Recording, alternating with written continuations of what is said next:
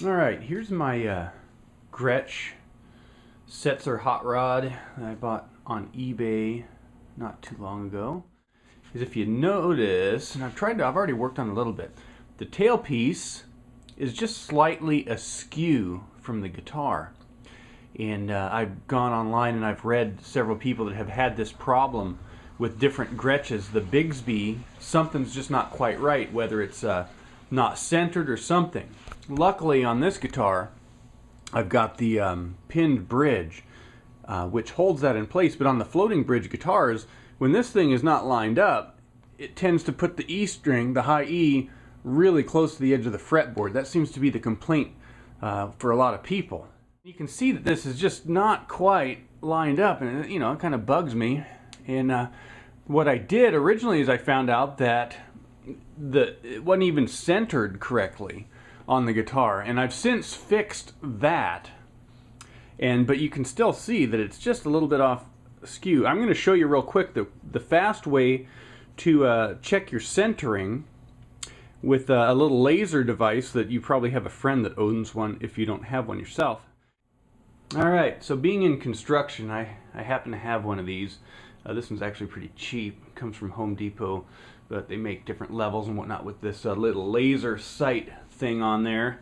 So what I've done is I've set it up to where, I think you can see that, right between the third and fourth strings. I've got it centered there, and it's shooting a line. I've centered it right on between the, on the pickup. Just knocked it off center there.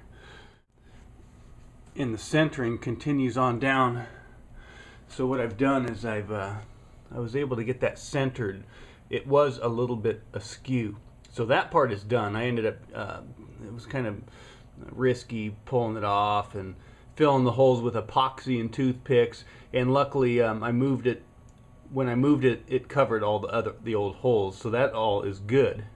The next thing I'm going to try to get this little kick out, like I said, is I'm going to shim with a washer underneath here. So what we'll have to do is remove where the strap goes on. That actually has a small Phillips head. You can back that out. It's actually a long screw, and we'll back these out. Of course, we'll loosen the strings first and then try to slide a shim in there, which will then take this and kind of cock it that way a little bit. I'll give that a try. Really, I think the big issue is right here in the hinge. Something is tweaked, or it wasn't drilled right or something, and I'm not real crazy about putting it in a vise and kind of bending it, but that may happen. We'll see, but I'll try this other stuff first. Alright, so the first thing we want to do is take the slack, or take the tension off of the strings. There we go, where everything's kind of loose.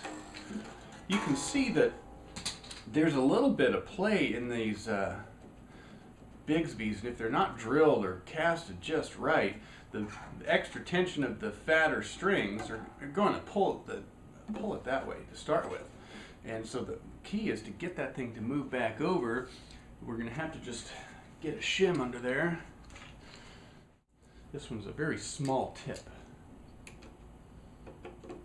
And we're going to back this one out. I think I'll go ahead and just take this one all the way out. That comes out. You can always put a little bit of epoxy on that.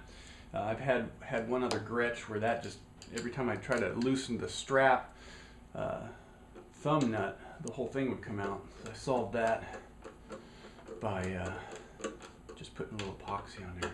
First thing I'll do is loosen these. Strings are probably still tight enough to put oh, hey, while I'm at it, let me show you this pinned bridge here. Now that the strings are loose, I should be able to get this right out of there. You'll see these are actually little Allen screws that have been screwed into the body of the guitar up underneath there, and I think on most 5120s and 6120s there's some meat under there to do that too anyways. And then the rosewood base has some holes drilled in there. So if if you're not wanting to do any of this stuff, if you pinned your bridge in this fashion, then it would solve the problem that we had about the E string falling off the neck. So I'm back. What I found out in the garage, I found a little washer that I'm gonna, I guess I'll go ahead and pull the screw all the way out. I'll slide that in, put it back together. Of course, if this works, there's still gonna be a little gap. I've got a situation where I've got a piece of metal in there that didn't belong there, so it's not the perfect fix, but it's certainly a step in the right direction. And like I said, you could probably chuck that into a vise with some cloth, of course, and then give it a tweak. But I'm not ready to go that route. I can try this. No, nothing lost here if it doesn't work. Let me get this screw out all the way.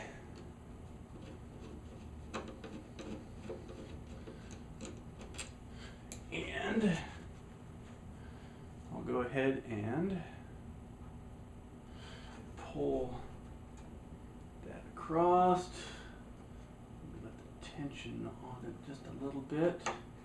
Lighting's not that good in here. Can't quite see it, but I think we got it.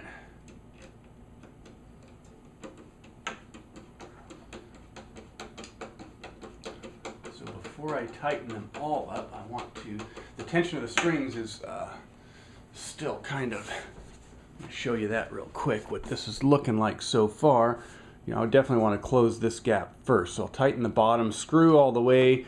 I'll tighten the right hand side, and then last but not least, I'll tighten that, and then we'll see how much that corrected it. I certainly don't want to build it up with, you know, an inch worth of stuff. But a little gap I can probably live with. Hopefully that's just enough to noticeably shift the Bigsby to the left a little bit.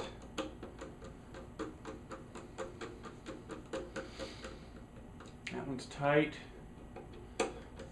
That one's tight, and hopefully there will be a gap left on this side.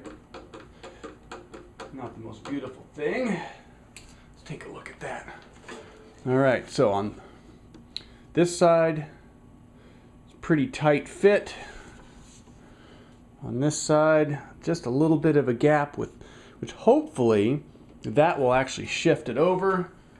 Let's go ahead and slide that saddle back up underneath there. You don't really want to scratch up the guitar too much. It's kind of that matte finish, but until I'm going for the road-worn look, I think I'll take it easy on it. Okay, so now the question is, did it straighten it up any or enough? Of course, with the strings not tight or lined up, it looks a little funny. All right, let's see what you guys think. Is there any noticeable difference? Of course, the way the intonation is on that bridge makes it kind of hard to tell. I think what I'll probably do is tighten things up, tune it up, look at it a little more, and we'll just kind of see how this goes. Okay, so what I did here just for the test is I took my pinned bridge and I pulled it off of the pins so that it would float. It appears that the E string, high E, and the low E string are pretty even going up and down the neck. The tailpiece itself looks pretty straight with the rest of the guitar now. That was really bugging me. So there you go. There's a way to check to find out if it's even centered with a laser, and a little bit of an alignment fix for all of you that have that issue of your high E string falling off the neck. Seems like they always go that way, and I'm guessing that it's because of the tension of the fatter strings tend to pull this side of the tailpiece up, causing it to rotate just a little bit. But there you have it. That's a shade tree luthier stuff here from Brick's Jam Room.